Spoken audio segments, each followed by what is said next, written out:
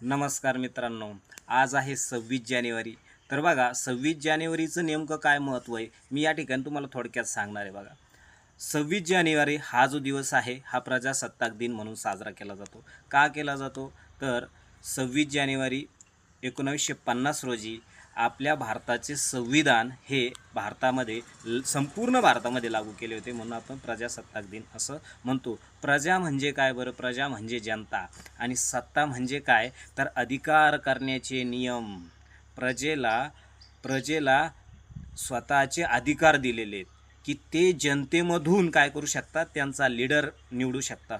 जुन्या काळामध्ये कसं होतं बघा मित्रांनो की राजेशाही होती, राजाचा मुलगाच राजा बनत होता। परंतु या ठिकाणी काय झालेलं आहे, प्रजा जी आहे प्रजा ही राजा बनलेली। प्रजा ठरवणार की राजा कोण होणार।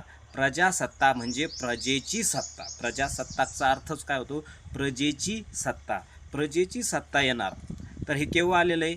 26 जानेवारी 1950 रोजी भारताचं संविधान लागू झालं, आणि त्या दिवसापासून भारताची जनता ही त्यांचा राजा ठरवते। भारताचा राष्ट्रपती कोण होणार हे जनता ठरवत असते।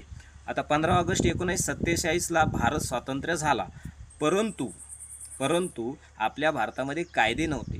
ते कायदे आणणं गरजेचं होतं। भारत चालवण्यासाठी नियम कायदे गरजेचे होते, म्हणून आपल्या देशामध्ये संविधानाची निर्मिती केली होती। आणि त्या संविधानाच्या अध्यक्ष होते डॉक्टर बाबासाहेब आंबेडकर। आणि संविधान तयार करण्यासाठी आपल्याला 2 वर्षे 11 महिने आणि 18 दिवसांचा कालावधी लागला होता मित्रांनो। तर आय होप तुम्हाला कळालं असेल की भारताचे प्रजासत्ताक दिन म्हणजे नेमकं काय आणि 15 ऑगस्ट म्हणजे नेमकं काय। भेटूया पुढच्या व्हिडिओमध्ये।